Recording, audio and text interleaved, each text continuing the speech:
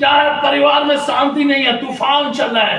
परिवार में शांति नहीं है, तूफान चल रहा है। जितना भी कमाई करके लाके दे रहे हो तब भी शांति नहीं है, वहां पे तूफान चल रहा है आपके जीवन में।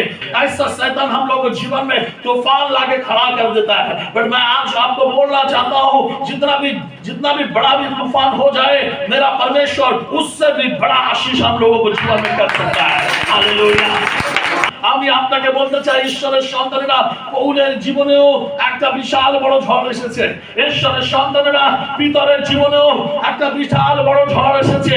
যোহনের জীবনেও আরো বড় ঝড় এসেছে।